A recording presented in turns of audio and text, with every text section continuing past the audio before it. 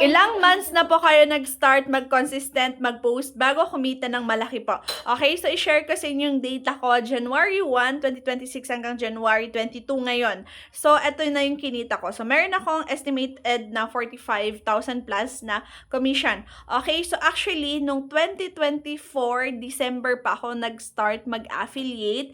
Pero tignan nyo mga loves, nung December 2025 lang ako kumita ng malaki. Actually, sunod-sunod na eh. From August, September, last year, no? August, September, October, November, December, sunod-sunod yan na pataas yung earnings ko. And syempre hanggang ngayon na 6 months na umabot sa ganito yung earnings ko.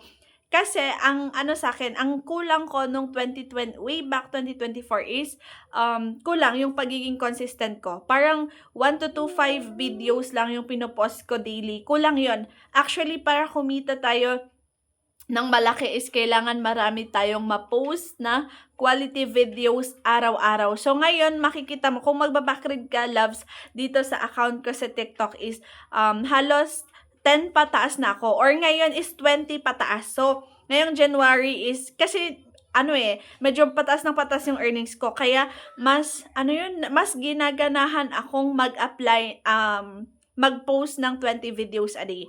Tapos, bumili ako ng mga products. Pero ngayon, tinatry kong mag-request ng mga free samples na para mga free samples na yung ipopost ko. Kasi, ang dami 20 videos plus yung napoproduce ko. Pati ngayon, 20 videos. And, yung mga videos ko na to, galing to, is dun sa mga previous videos ko. Yung commission ko dito sa mga previous videos ko, yan na kumita. Meron akong pa isa-isa ngayon na pinagbibilihan nila sa mga bagong videos ko. Pero at least, diba? Kaya, ito yung tips ko. Yan yung experience ko, no? Ang tips ko ngayon, pag nagsa-start ka na ngayon as affiliate, ang gawin mo, syempre, pag nag-start ka na, kuha ka ng mga samples mo muna. Ganun talaga, kailangan nyo mamuhunan ng mga products nyo. Meron naman yung mga quality na mga products na mura lang siya pero quality, mapropromote mo talaga siya at mapapabili yung mga tao.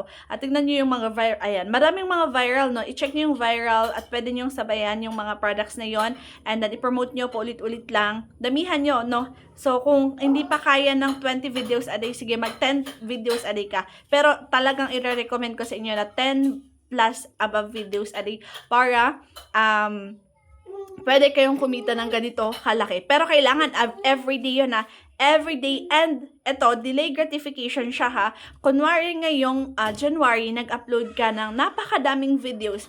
Yung videos mo ng January, aasahan mo yan na baka sa mga susunod na 3 buwan pa siya kikita, no? Ganon siya mga lads, delay gratification. Magtatanim ka ngayon ng mga videos mo, then aanihin mo siya later on. So parang ito guys, mga old videos yan, nag-viral lang yung spoon na in-upload ko dati, nag-viral yung anti-slip na in-upload ko dati. Ang dami nag-viral na yung mga ibang videos ko dati, no?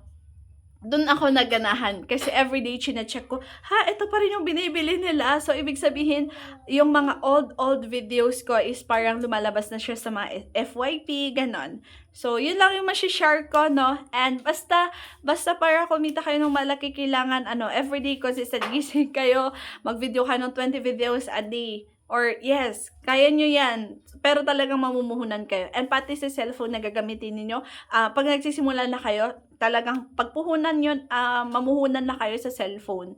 Ayan. Para quality na yung videos ninyo, mamuhunan kayo sa products, then everyday ka mag-promote ng madaming videos, products. Diba? So, yun lang yung masishare ko sa inyo. Kasi yun yung ginagawa ko sa second account ko Ayan. So, eto kasi yung main account ko. So, thank you for watching and I hope na meron kayong natutunan or meron kayong gagawin na i-apply nyo sa pagiging affiliate nyo dito sa TikTok.